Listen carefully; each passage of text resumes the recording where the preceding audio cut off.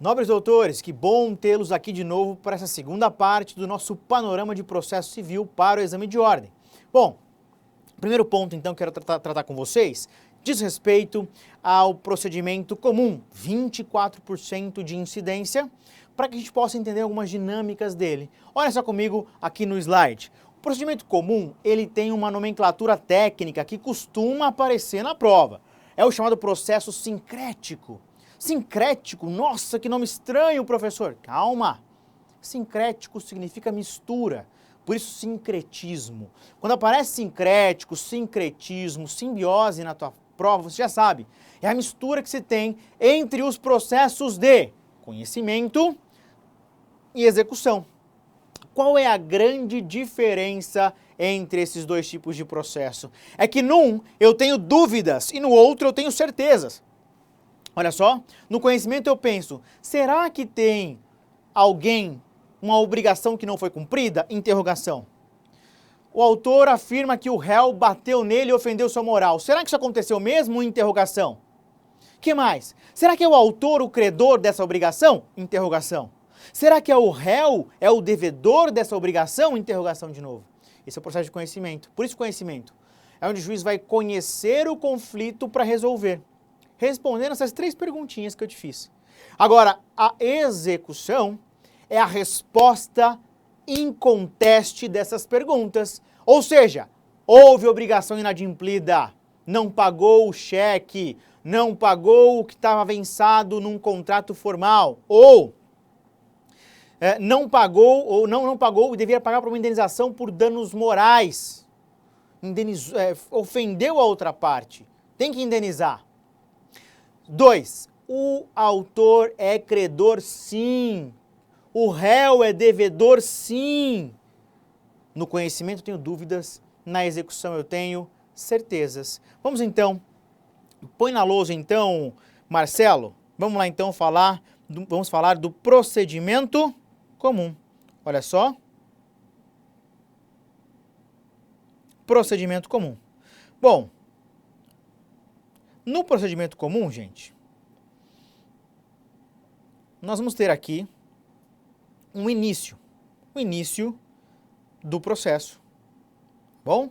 Onde eu vou buscar lá na parte geral quais são os princípios, qual é o juízo competente, se aplica o CPC, vai aplicar, a competência, os atos, como praticar atos processuais, quais são as partes, sujeitos, procuradores, despesas, se vai ter algum terceiro ou não, eu evito agora, se não eu vou colocar, e as tutelas provisórias, tudo isso eu vou desde já, tá?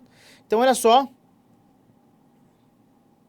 eu tenho então aqui o primeiro documento do autor, que é a petição inicial. Petição inicial. Petição inicial. Esse é o primeiro documento que está circunscrito no artigo 319 do CPC. E seguintes do CPC, tudo bem? Depois disso, eu vou ter, vamos aproximar um pouquinho mais para ficar mais fácil da gente trabalhar. Depois disso, eu vou ter um juízo de admissibilidade, uma admissão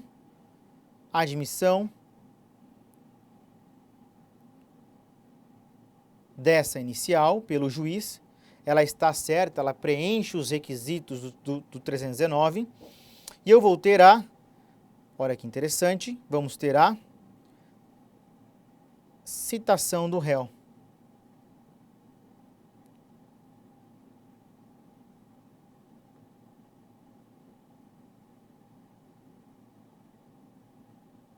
Citação do réu, tudo bem? Que tem que receber essa citação para que ele possa comparecer na audiência de conciliação ou mediação. Novidade do CPC é a mediação. Aquela em que um terceiro participa sem poder de influenciar as partes e tenta fazer com que elas decidam pelo acordo. Tá? Lembrando que aqui eu tenho um prazo de no mínimo 10 dias em que eu tenho que receber a citação, entre a citação e a audiência de conciliação, e não tendo acordo, réu, vou ter 15 dias para apresentar as minhas respostas. Apresentar as respostas do réu.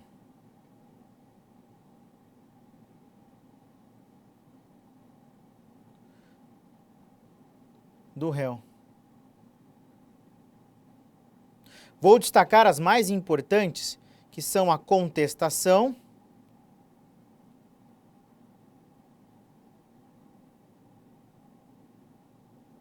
ou também a reconvenção.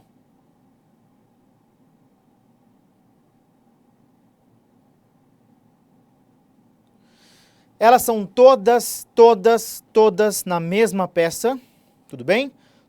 Todas em uma peça só, todas na contestação. Contestação é a peça principal, tá? A contestação é a peça principal que vai incluir a reconvenção, tá? Mas eu quero dizer que eu não preciso contestar para reconvir. Qual que é a ideia, gente? Olha só, corta para mim, Marcelo. A contestação é a peça em que eu me oponho à pretensão do autor. Já a reconvenção é a peça em que eu falo, na verdade, está errado, excelência. O autor sou eu. O autor sou eu e o réu deveria ser ele. Eu tento inverter a dinâmica do processo. Como assim, Sérgio? Imagina a seguinte situação. Imagina num acidente de trânsito, que eu falo assim, o réu bateu na minha traseira. Então eu quero ganhar uma indenização por danos materiais, que é a reparação do meu carro, que deu R$500. Aí o réu fala assim, negativo, eu bati na traseira dele porque ele parou do nada no meio da pista de rolamento e não tinha razão nenhuma para parar, não tinha ninguém na frente, não tinha um sinal, não era um cruzamento, não era nada. Ele não deveria parar. Perceberam? Na ótica do autor, bateu na traseira, indenizar 500, que é o valor do carro. Na ótica do réu, ele fala, não podia parar. Na pista de rolamento, ela é feita para rolar, perdão da expressão, né? Meio pífia, é para rolar, é para andar. Não andou, parou no meio, sem sinalizar, sem motivo algum, eu bati. Eu vinha na velocidade normal, na regulamentar, e não consegui frear e bati mesmo assim. Quem paga é o autor, não eu. Então o réu vem e fala, eu fui ofendido. Não só a ação do autor, a pretensão do autor é improcedente, como também a minha pretensão é de que eu tenho que ser indenizado. Tudo bem? Essa é a reconvenção. A reconvenção é então, olha na lousa, um contra-ataque.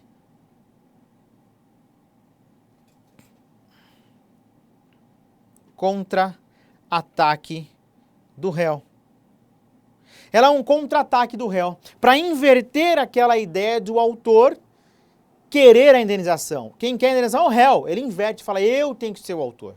Tudo bem? Depois disso, lembrando que numa contestação, a parte pode alegar um fato modificativo, impeditivo ou extintivo. Extintivo. Tudo bem? Pois bem, tendo essas alegações, o autor vai fazer a sua impugnação.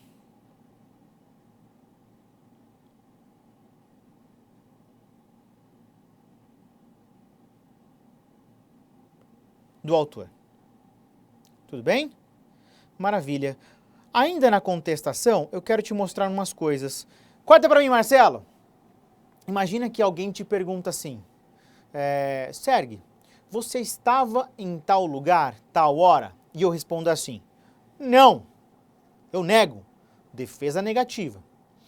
Mas aí eu falo assim, olha, mas se aparecer alguma foto minha naquele evento, eu digo para você que eu passei rapidinho lá e nem fiquei. Você fala, peraí, alguma coisa tá errada nessa história. Sérgio, você foi ou não foi?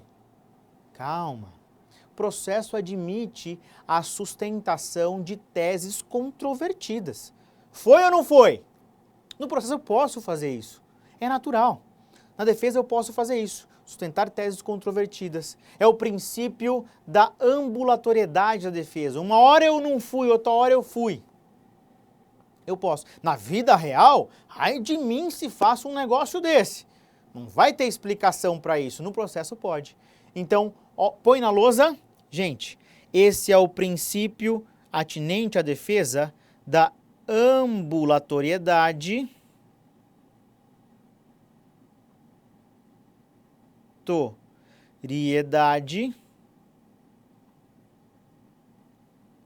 Tá? O que é isso, Sergue? É a possibilidade de alegar teses contraditórias.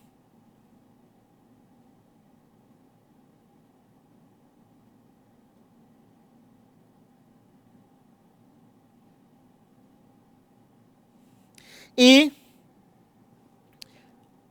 o princípio da concentração. Ou seja, eu tenho que trazer no processo todas as teses na contestação.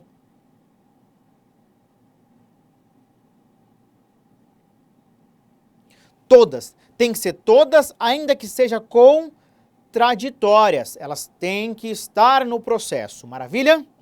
Bom, feito isso então, olha que interessante o nosso desenho no quadro. Mantém na lousa, Marcelo. Olha só. Eu já tive, até essa oportunidade, o autor falando, depois eu tive o réu alegando seus fatos modificativos, impeditivos, extintivos, negatórios, suas teses, ainda que contraditórias, todas as teses, e o autor pôde impugnar a defesa ainda. Corta para mim, Marcelo. Agora, o magistrado conhece toda a controvérsia. Ele sabe qual é a pretensão do autor e ele sabe por que o réu não quer cumprir aquela pretensão do autor. Aonde está o conflito, ele já sabe. Maravilha? A gente chama isso, então, de fase postulatória. É onde o autor pede, fala, eu fui ofendido, quero ser reparado, e é onde o réu fala, não houve ofensa, não há direito de reparação. Tudo bem? Põe na lousa então, Marcelo, olha só. Tivemos aqui então a chamada fase, daqui até aqui, a fase postulatória.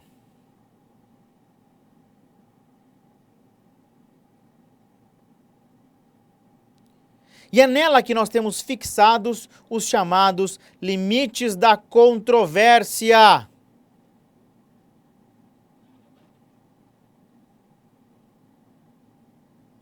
Como assim segue a controvérsia? Corta para mim, Marcelo. Como assim segue controvérsia? É o seguinte, imagine um acidente de trânsito, que além do carro ter sido lesado, imaginem que, sei lá, um vidro veio e deu uma sapecada aqui no rosto da pessoa. Deu uma cortada aqui e ficou uma cicatriz. Se a pessoa entra e cobra só o dano material e esquece de falar desse dano estético, ela pode depois de falar assim, eu tenho dano estético também. Não pode mais. Não pode. Porque desde a inicial ela deixou bem claro que o que ela queria trazer, os limites da demanda, era o pedido da inicial. A demanda é tratar apenas e tão somente do dano material. Assim como o réu. Imagine agora que o réu tivesse ficado quieto. Quem cala, consente. Então eu não teria controvérsia, porque o autor fala, o réu me ofendeu. O réu ouve isso e fala, cri, cri, cri, cri, fica quieto. Quem cala, consente. Então ele ofendeu mesmo. Não haveria controvérsia. Quando ele se opõe, ele estabelece quais são os limites da controvérsia. Ele fala assim, não vou pagar a indenização não. O erro foi dele que parou na pista de rolamento sem motivo algum, abruptamente eu não consegui parar. Tá aí. Essa é a controvérsia. A controvérsia é bater atrás, tá certo? A controvérsia é, houve de fato a frenagem abrupta, descomunal e desnecessária? Pronto. É isso que o juiz vai procurar agora. Nas provas documentais que o autor juntou e que o réu juntou, se ele consegue resolver esse enigma que nós chamamos de limites da controvérsia. Tudo bem? Vamos para a lousa então? Bom, nesse momento agora, o juiz conhece a controvérsia e ele precisa analisar alguns pontos. Essa fase agora que se inicia é a chamada fase do saneamento. Fase do saneamento. Ou saneamento e organização do processo.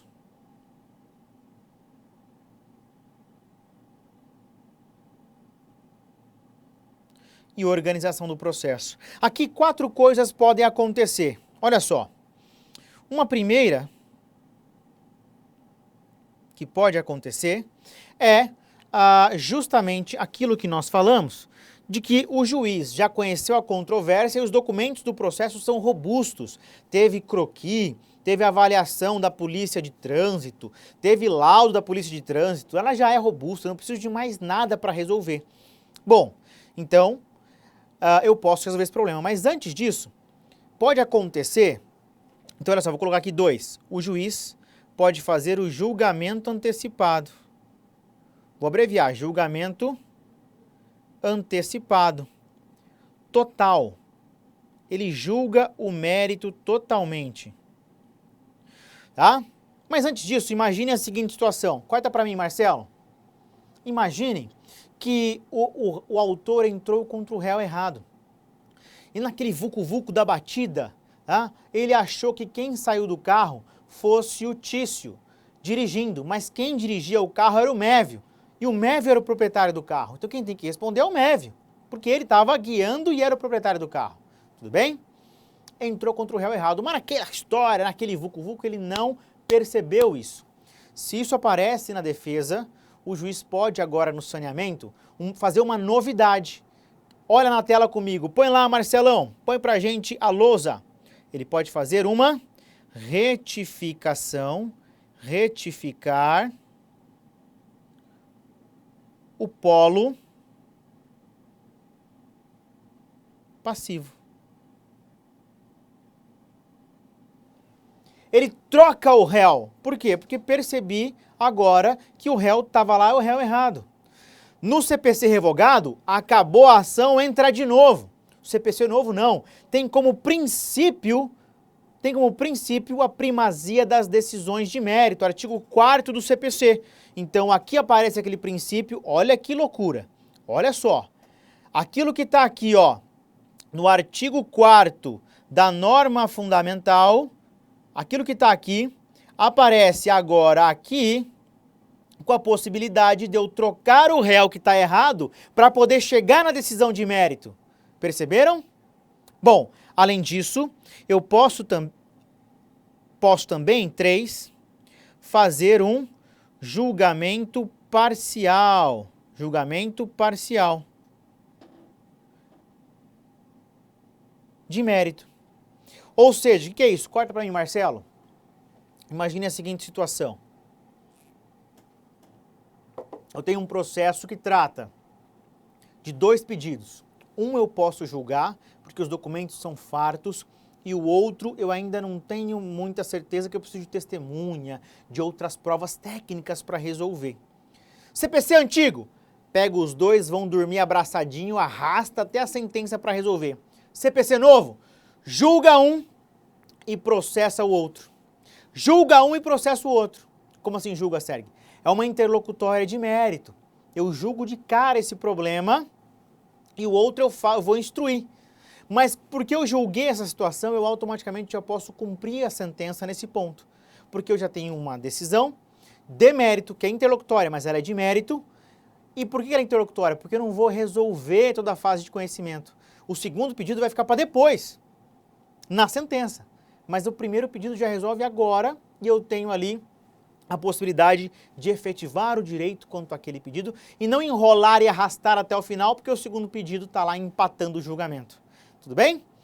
Essa, então, é o julgamento parcial de mérito. Ou, por fim, ele pode retificar o polo passivo, julgar antecipadamente ou julgar parcialmente, ou ele pode não ter condições de julgar. O que ele faz?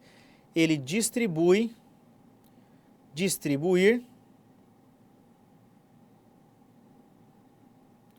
o ônus de prova.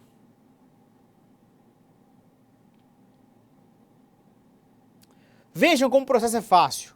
Ele pode julgar porque ele está convencido, julgar tudo, julgar parte, alterar o polo passivo e organizar o processo para que ele possa seguir, ou ele não está convencido ainda de quem tem razão, ele distribui o ônus de prova. E aí, o que o autor alegou na inicial, ele tem que provar. E o fato impeditivo, modificativo e extintivo, o réu tem que provar. Se o réu fala assim, eu devia, mas eu paguei, quero prova do pagamento. Se não provar o pagamento, vai ter que pagar de novo. Quem paga mal, paga 2 vezes. Depois disso, gente, eu vou ter aqui a fase, como eu distribuí o ônus de prova, eu vou ter então a chamada fase probatória. Fase probatória.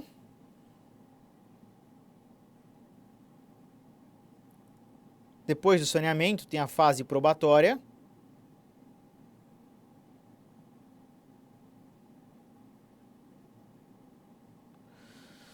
Onde eu vou poder produzir lá, por exemplo, a ata notarial, que é aquela que eu vou em cartório, alguém com fé pública registra o que aconteceu. Eu vou ter aqui, por exemplo, a prova pericial, a perícia. Eu vou ter a possibilidade de provas orais, depoimento das partes, testemunhas. Tenho também a chance de e para isso serve a audiência de instrução, posso também produzir a inspeção judicial, o juiz vai lá em loco ver o que aconteceu.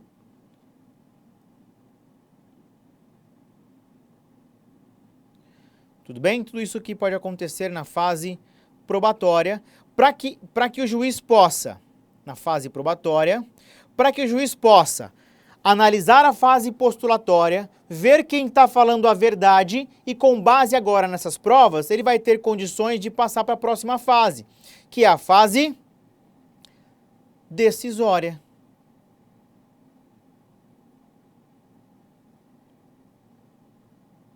Decisória.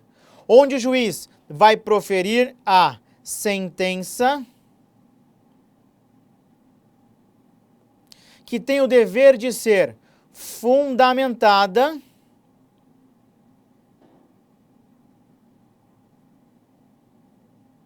tá? E o código bate muito na fundamentação. Corta para mim, Marcelo, olha só. A decisão tem que ser fundamentada, todas têm que ser, inclusive a sentença. E na fundamentação, eu tenho até o 489, parágrafo 1º, que vai dizer que eu não posso ter como fundamentação quando eu cito artigo, quando eu cito instituto jurídico, quando eu cito precedente sem dizer o que é o artigo, o que é o instituto ou por que o precedente se aplica ao caso.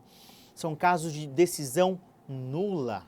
O código foi muito claro nisso e a gente até brinca que ele fez uma regulamentação à brasileira. Porque olha só, ele não fala para o juiz a decisão fundamentada é isso. Ele não ensina para o juiz o que é fundamentar a decisão. Mas ele faz o seguinte, ele fala, fundamentação não é isso. Então a gente regulamenta o sim pelo não. É assim que funciona no CPC, tudo bem? Como eu te falei, citar artigo jurídico, citar instituto jurídico, citar precedente, sem dizer por que o precedente se aplica ao caso, sem dizer por que o instituto se aplica ao caso e o que é esse instituto, sem dizer o que é esse artigo, qual é o instituto que está por trás do artigo, por que se aplica ao caso, a decisão ela é nula. E isso cai no exame de ordem, tá bom? Bom, feito isso então, uma vez proferida a decisão, temos que lembrar que um dos princípios de processo é o duplo grau de jurisdição. A gente entra então na fase dos recursos, cujos efeitos são o de devolver a matéria ao judiciário, ou seja, recursos que são na verdade o meio de impugnação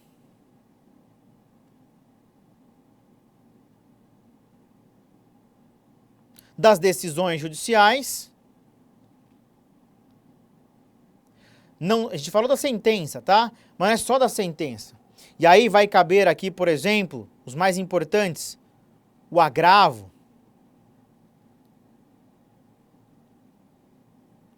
agravo de instrumento, com uma atenção para a chamada taxatividade mitigada. A STJ acabou de decidir recentemente sobre isso, para dizer que cabe agravo das interlocutórias, não somente aquelas listadas no 1015. Corta para mim, Marcelo. O agravo é o recurso das interlocutórias. Quando fizeram o código, era para caber só daquele rol do 1015. E foi muito engraçado, tá? No projeto originário, só tinha duas hipóteses. Aí, quando terminou de se fazer o código e mandar para aprovação, colocaram de 2 mais 8. Dessas 8, tiraram uma. Então, assim, ficaram 9 hipóteses. Foi, inclusive, um rol meio Frankenstein. Vai colocando, vai tirando, ficou muito estranho. E aí, aconteceu de decisões urgentes, decisões que causariam prejuízo à parte, não estarem contempladas lá no 1015. Por exemplo, imagina o sigilo processual dos artigos 72 e seguintes do CPC, lá na parte geral que eu falei para vocês.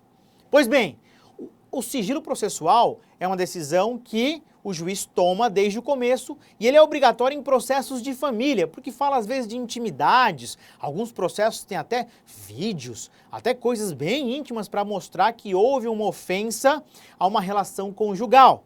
Pois bem, imagina se esse processo corre publicamente, todo mundo olhando lá o que aconteceu, as vergonhas das partes, que alguém estava fazendo coisa errada, meu Deus do céu, por isso tem que correr em sigilo. Mas imagine que o juiz não dá o sigilo. Pois bem, essa decisão não é recorrível por agravo imediatamente, só por apelação lá na frente, depois da sentença. Ou seja, até lá, todas as discussões de processo vão ficar expostas.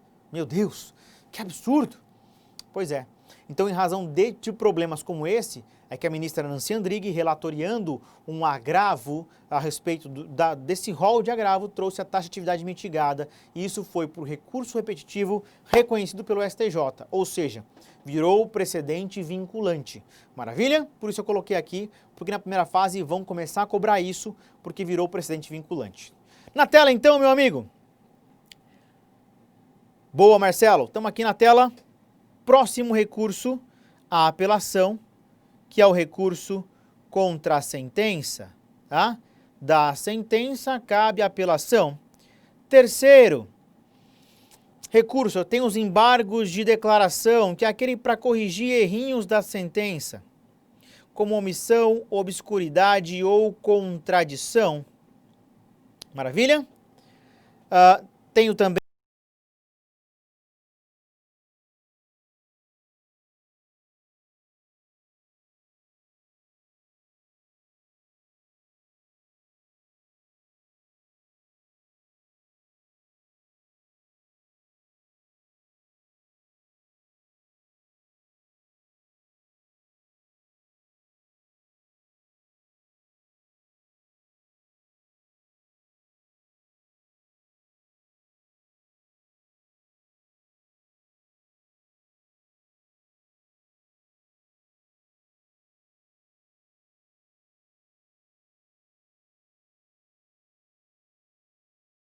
tem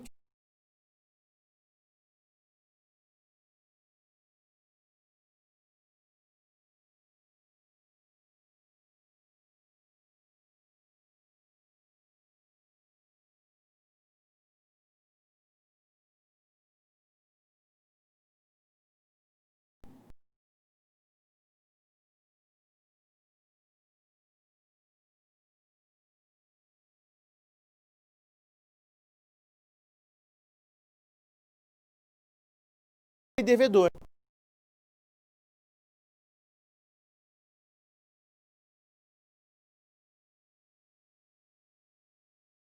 Na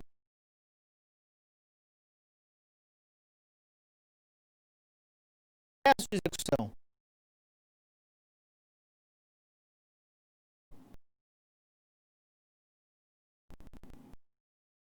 aqui.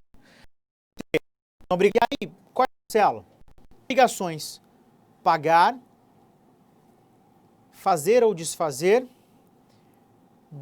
ou entregar, tudo bem?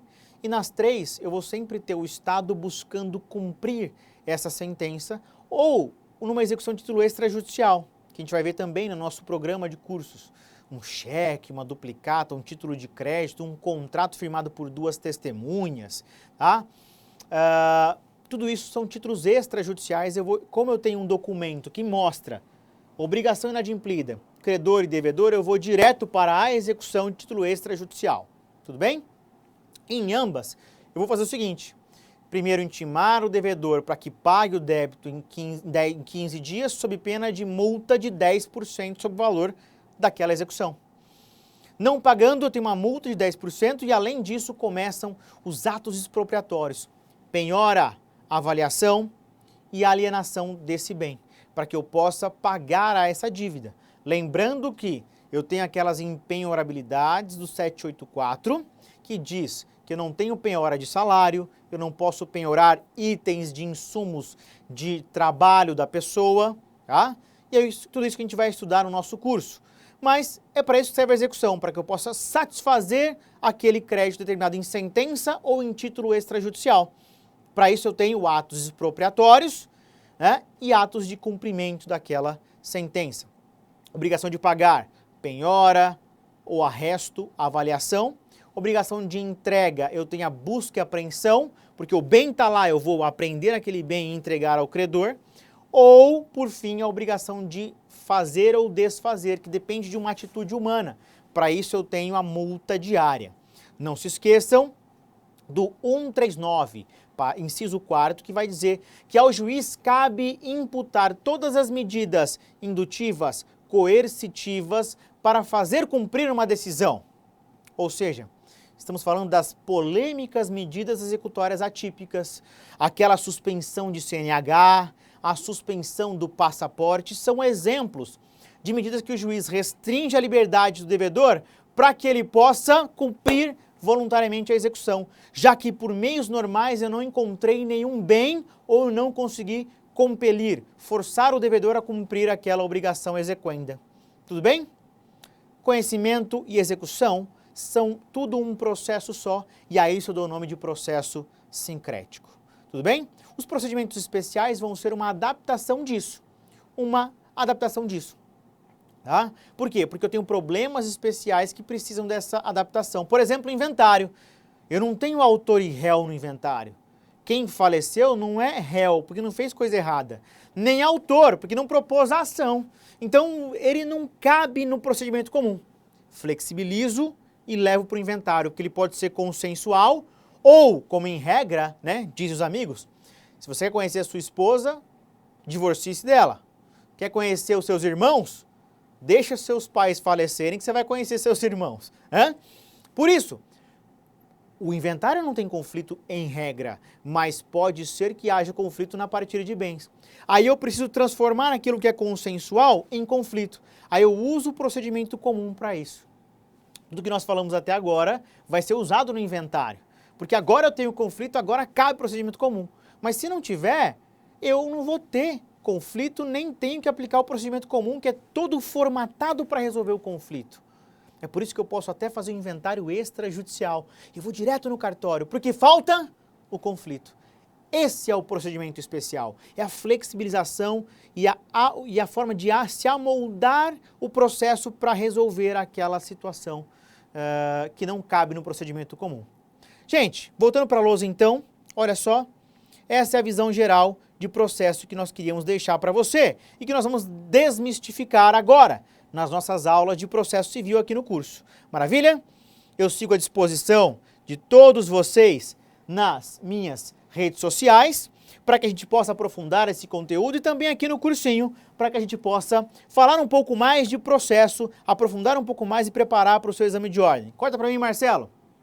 Meus amigos, agradeço a atenção de vocês. Esse era o panorama geral daquilo que mais cai no exame de ordem. Claro, tem muitas coisas para estudar e para esmiuçar, mas o fato é que eu queria mostrar uma visão geral do processo, para que você tivesse do geral e pudesse do geral partir para as questões específicas agora. Maravilha? Sigo à disposição de vocês no Instagram, Facebook, Twitter, Sergue Barros ADV, Facebook Sergue AM Barros, Twitter Sergue.Barros e também nas redes sociais do Novo Oeste, Novo Oeste Concursos, tá? Para que a gente possa continuar a nossa relação, continuar o nosso estudo, a nossa parceria em prol da sua aprovação. Um grande abraço, muito obrigado, te espero por aqui, hein? Tchau, tchau!